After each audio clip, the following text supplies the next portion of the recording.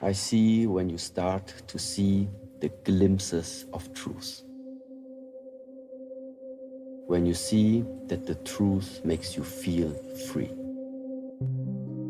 This is when you start to realize there is something I can do.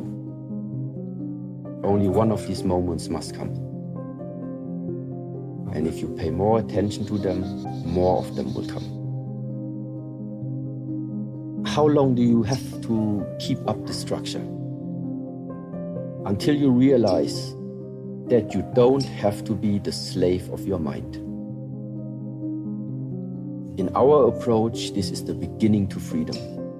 To not be enslaved again only by your mind.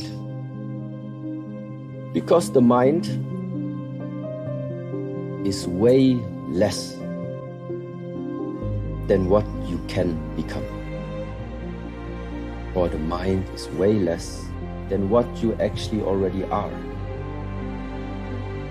But the mind is too dominant in many people's lives. So all of this structure here is for what?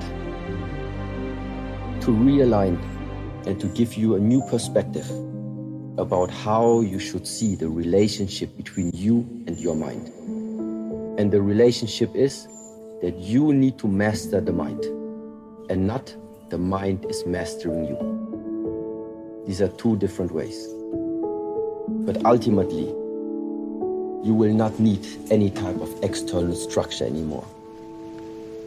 Once you have understood the core, once you have the essence, I think then all structure you can lay down.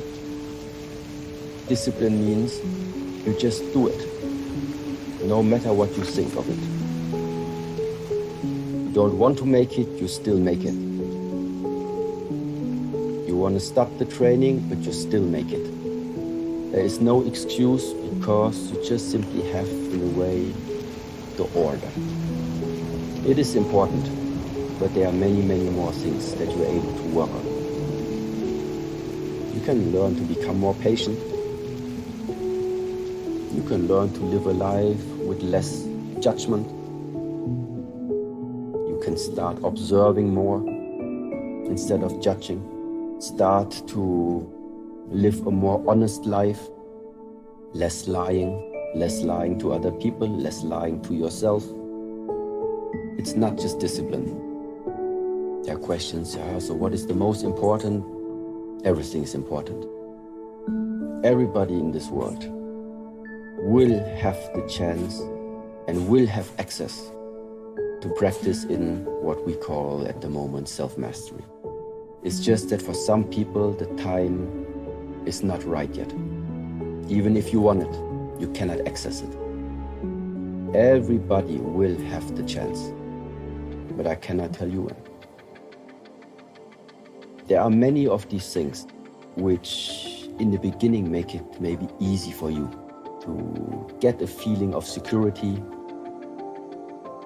get a feeling of safety, and therefore, because you are safe, you are able to open more up.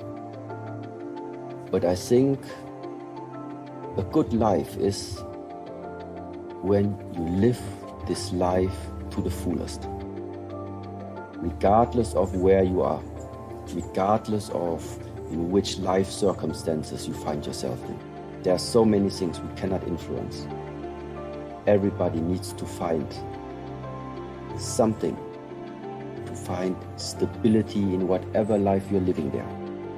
And even if it's in a war zone, they still need to find something stable there. Maybe they will never be able to leave their country. But even for them, there is the chance to find something stable about them and to make something good from this lifetime. And may it even be that in this complete war zone, they still have their close bond between their families, between their brothers, something like this, something where they feel this gave me strength, this gave me power. Even something like this can lead to a good life.